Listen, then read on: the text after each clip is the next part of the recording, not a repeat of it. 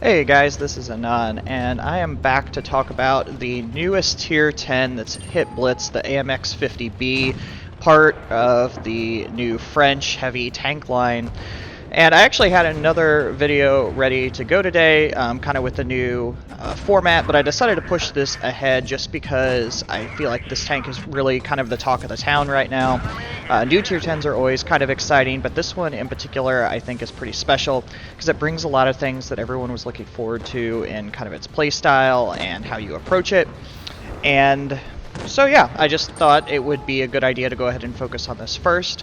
And so this is actually going to be the second installment on the new layout, and so we can take a really nice deep look at this and find out kind of why I think it is playing so well and why people are so excited about it.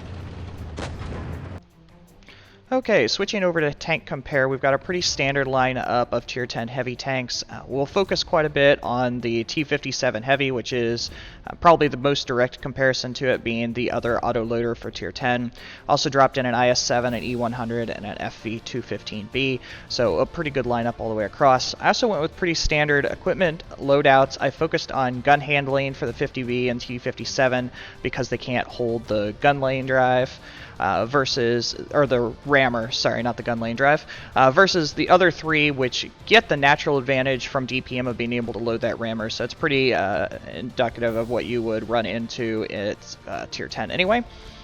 Okay, so we're going to go right into it. So right off the bat, you can see the lower DPM for the AMX 50B versus all the others. I talked about that quite a bit in my preview for this entire tank line. It definitely is lacking in that department. The T57 is quite a bit higher, and even the much larger guns are quite a bit higher as well, with the 215B sitting on top. It has the lowest DPM at Tier 10, but it does have some attributes that I think really make up for that well, and I've found in playing it so far that as long as you handle the tank in the right way, you can certainly use those advantages and still work out pretty well. So I'm happy that's negated a little bit more than I originally thought it would. Penetration, you can find, is pretty average. It's just slightly below the tops of all the others, but where it shines a little bit in that department is when you switch over to the premium ammunition. The APCR, it has 340 pen, which puts it right there at the top with the T57, but it's even better because its premium ammo is APCR versus heat, which is a lot more inconsistent and also has much higher shell velocity, which we'll talk about in a second. So to me, that is extremely strong advantage, and I find myself switching to APCR actually quite a bit in this tank just because it's almost a guaranteed pen and certainly a really good kind of attribute for this tank. 400 Alpha, again, pretty standard what you run into with the Americans and even the 215B. Why you get different gun handling and stats is because of the higher alpha from the IS-7 and the E100, which is pretty devastating, but really a different playstyle as well. Also looking at the reload, obviously the clip reload is incredibly long on the AMX. It's quite a bit longer than the T57, and obviously brings a completely different playstyle than the single load guns. But where it really shines is the individual shell firing at 2.5 seconds in between versus 3.33 of the T57 Heavy. And I really can't emphasize enough that that is incredibly valuable. It can unload all three of its shells, 1200 average damage in 5 seconds versus almost 7 seconds of the T57. And at Tier 10, so much can happen in that time frame. A medium can shoot you twice, some heavies can shoot you twice, like the 215B. So I think it's just such a huge advantage to be able to unload all of that damage and hide again, and there's other parts of this tank that we'll talk about more as we go through these stats that make that even more valuable. The whole tank is designed around this quick shell or magazine dump, and it seems like all of it works kind of perfectly to make that a really strong kind of advantage.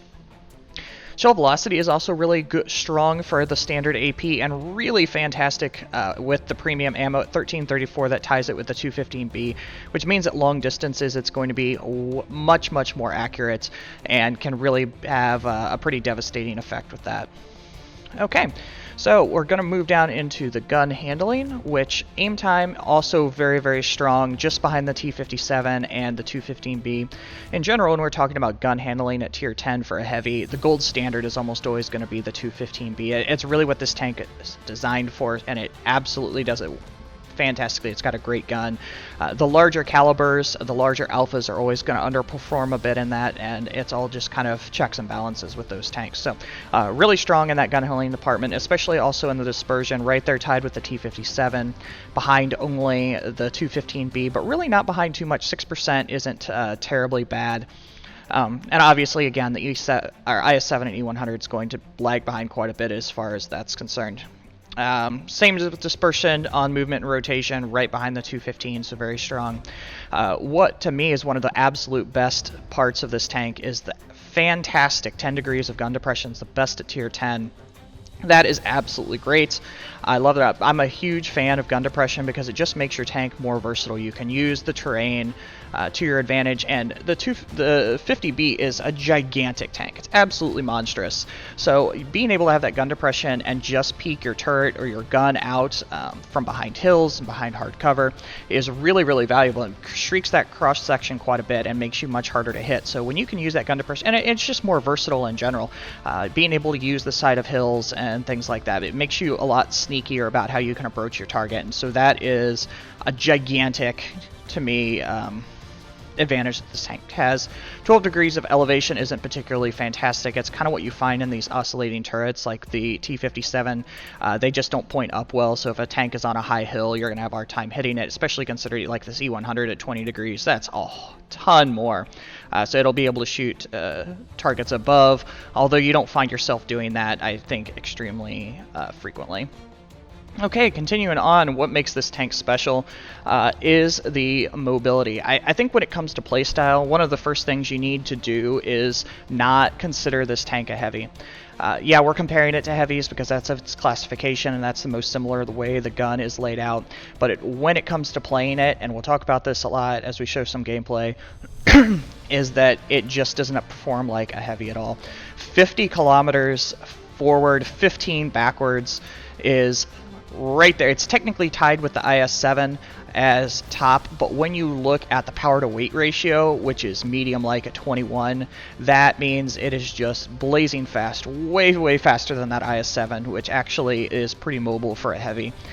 It is just purely medium style mobility, and that's a huge advantage for it too. To me, it feels like driving a really large, no-armored medium tank instead of driving a really large, no-armored heavy tank, which is kind of what the T57 gets beat on for. The armor profile, although it looks much better, doesn't perform that well, and so you need that mobility to kind of keep yourself safe and really be dangerous as you can work around the battlefield, and the AMX 50B is got it in spades. Absolutely fantastic. The only thing it lacks a bit on is the terrain resistances. Pretty much all the other tanks are just slightly better on terrain resistances, which slow it down a little bit, but I don't find it to slow it down very much. That pure power to weight ratio really kind of beats out in that department as far as I can tell.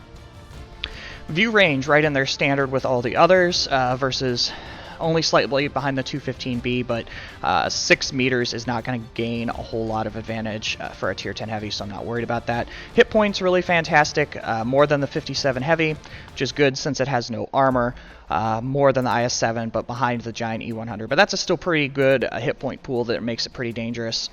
61 tons, making it right up there in weight, and actually because of that power to weight ratio, this is a fantastic ramming tank. If you're one of those guys that really likes to go out and hit something else, this once it's up to speed does a lot of damage. I don't want to ram an E100 because you're just going to waste too many hit points, but against a medium or a tank destroyer, does a great job. Okay, and armor 170 on the hull, which is actually really strong, but it's not too often you're going to have tanks aim at your hull. I think it's more for bouncing those random shots that go awry from the other team. But as far as that's concerned, it's going to bounce pretty much everything with its sloping, but 30 on the sides, 30 on the back. Pretty much an HE magnet. If you're facing one and you get the side or back, you should just fire HE. Similar story with the turret. 150 on a turret is pretty much nothing, so you can't really depend on that at all.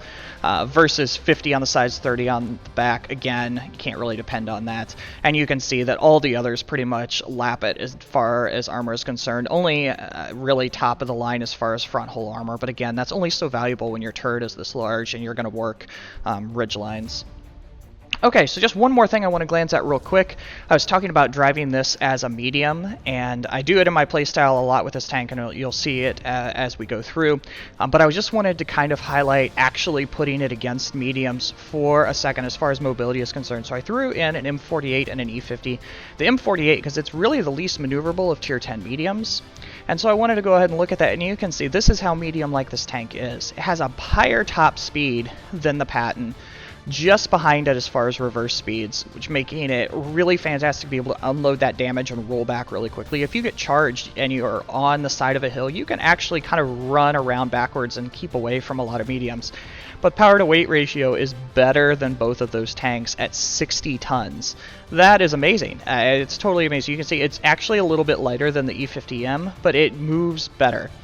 Obviously the terrain resistances are going to be a little bit less because it's not a pure medium, but still you can see that mobility is fantastic, and it'll jump out at you pretty quick as you're playing it.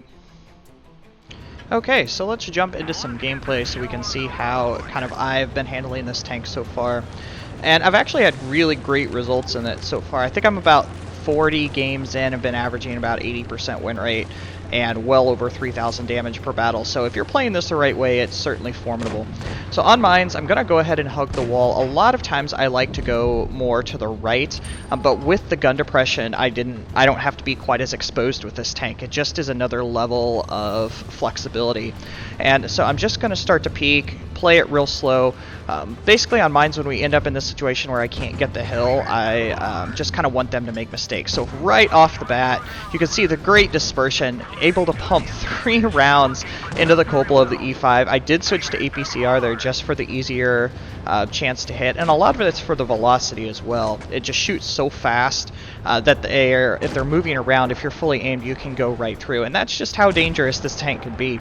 I will trade shots with this a little bit, but only in more guaranteed situations. I'm only willing to trade a shot if I know I can get all 3 into them, and that's always the goal. So as this E50 completely YOLOs out, I think he's trying to kill this 48 because he goes for the ram, but either way, gets rid of him pretty quickly. I was aiming for the drive wheel and just missed it as he went by, and that's what I'm mostly going to be aiming for on this tank. If you hit a drive wheel and can track them in place, it makes it much more likely that you'll be able to get all 3 shells into them if your magazine is full, and that's the whole point of this tank, is to be able to unload that 1200 plus damage right off the bat. So I switched to APCR again as this T54 rolls out, and that's because at the angle of his upper plate, it can be a little bouncy with AP, and that's where you have to be careful too. I should have hung in and gone ahead and gotten all 3 shots, but I pulled back right as I fired the 3rd, and so I missed the kill shot. The red team now has fully YOLO'd into the flank, so it becomes important to take the hill because we're going to need this position to really have any chance. We're already down a tank as it is, so I'm just waiting for this clip to reload, or magazine, and as soon as it is, I can know I have a chance to go ahead and clear the hill. I can take care of that Leo, waiting for the 54 to come out and make a mistake. Now I can go ahead and focus, and we've really taken the advantage here with the hill. The 62 takes that big shot from the 183, and that's something you obviously need to be careful about. So I go ahead and roll around because with my big turret, I don't want to be a target for that 183.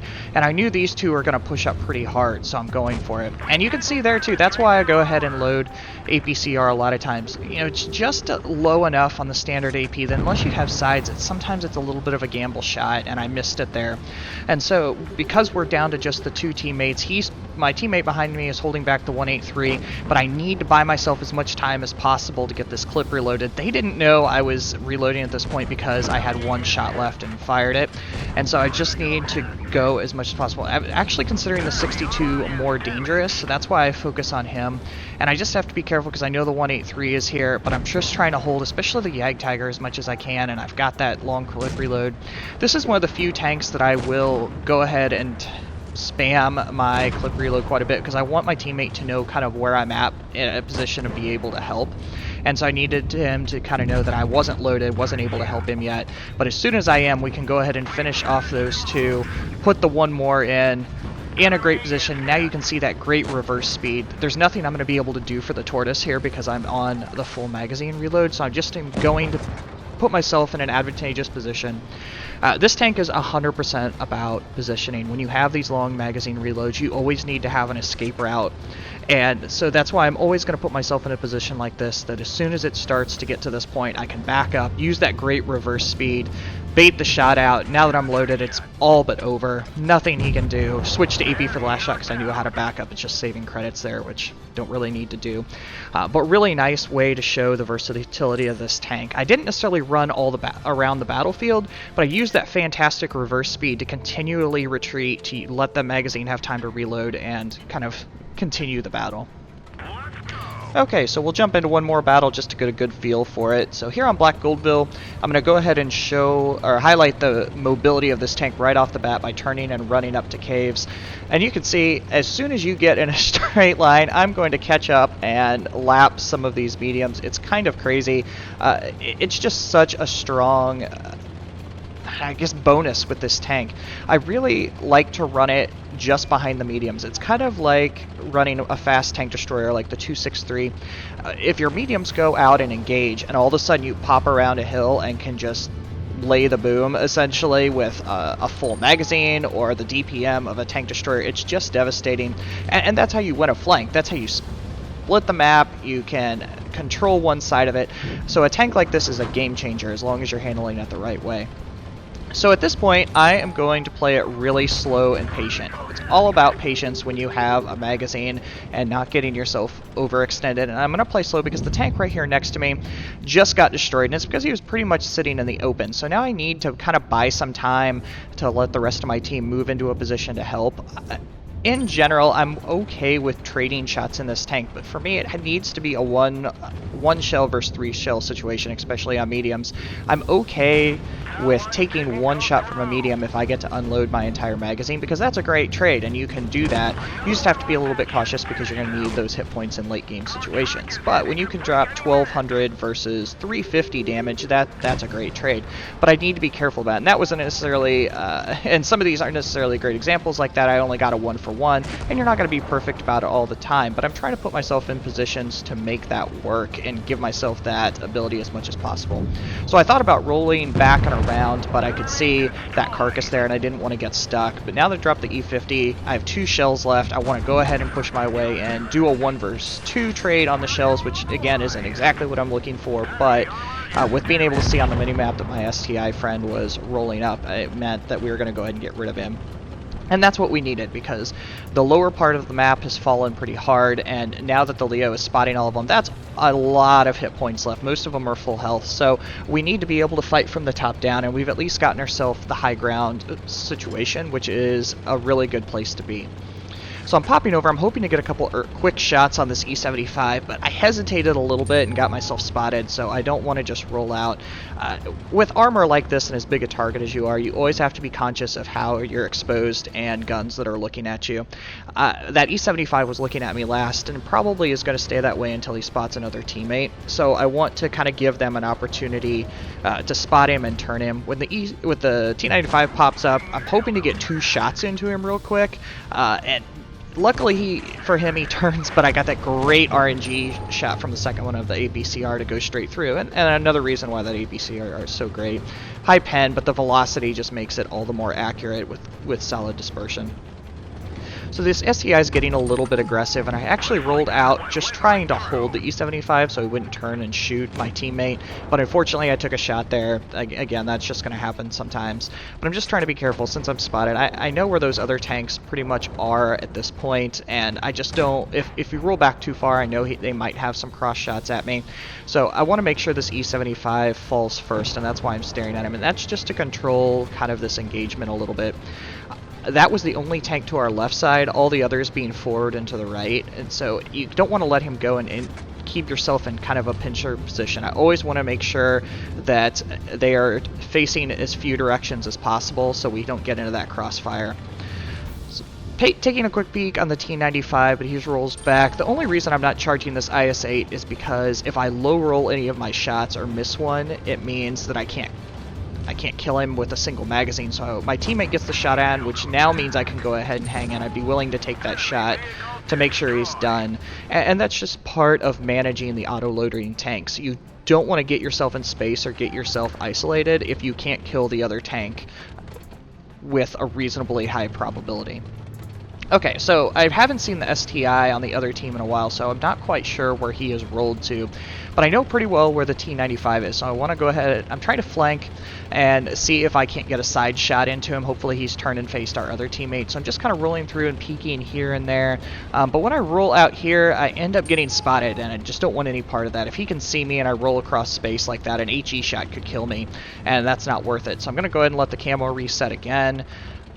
Wait for it, give me that about 10 seconds, and then take a farther stretch to keep from getting spotted. I still would like to work over to their spawn, and that's because it will put them in the situation we were just trying to avoid by killing that E75. They're essentially in a pincer move because we're firing from two very distinct locations, and there's also a lot of, I guess, topographical advantage over here. Lots of rolling hills where I can use the gun depression and hide this gigantic target. So I'm just kind of working my way in, hoping to go a little bit farther. But that T95 is right where I left him, so I can get a quick shot in. I was hoping for two, but just not quite fast enough. And now I can just kind of go into a baiting situation. I'm just trying to get him to take that shot because I only have two more left. And again, I'd love to get two in, but he does a good job of just barely turning. And I didn't really want to waste the shell because then I'd be on a full reload. Since he was moving forward, I was hoping he'd roll down and give another shot. And finally we get to see where the STI is, where he looks like he's gotten himself stuck, which is just kind of a bad luck situation. I think I saw the turret move, so I don't think he's AFK, but it definitely looks like he is nose down and stuck. So great time for that magazine to naturally have to reload. And once it starts to get to about 3/4 like it is now, now's when I'm okay with starting to bait him a little bit, because if I can get that shot, then if I can get him to fire, then I've got kind of free reign to sit back and aim. So I'm just playing with him a little bit. I was also calling for help, hoping our STI could shoot him in the back, but it looks like he's not getting in position, so just working for it, get that shot, see the great dispersion. Now I can go ahead and roll in, and I was right. The STI is not AFK, just stuck and able to finish it off. So I like that battle just because it shows a lot of strengths of this tank, and it's great gun, its mobility, so many aspects that I think makes this tank really special. And in a lot of ways, it's everything we hoped the T57 would be. I know a lot of people have been let down with that tank, and I'm right there with you. I think it's usable, but it's not fabulous. This tank is everything you wanted it to be. You just have to remember, I think, a lot that it's not necessarily a heavy. It's just a heavy by name. Treat it like a medium. Run with your mediums. Give yourself some great locations. Just be careful about your placement and be very map aware. It's certainly not a low skill tank. I think it's a high skill tank because you need all of these kind of tools at your disposal, but if you have all of them, this tank is tooled really, really finely to do one thing well, and that's run around and unload 1200 damage in very short bursts. So if you can play it to those strengths, I think you can really succeed. So I hope this helped. I've got a lot of stuff coming up. Actually, I've got some huge announcements for the channel coming up soon, hopefully in the next 2 weeks or so, where there's going to be some changes, and I'm actually going to start to ask for a little help from you guys, just because life changes things every now and again. So keep a lookout for that stuff, and more coming soon. Thanks, guys.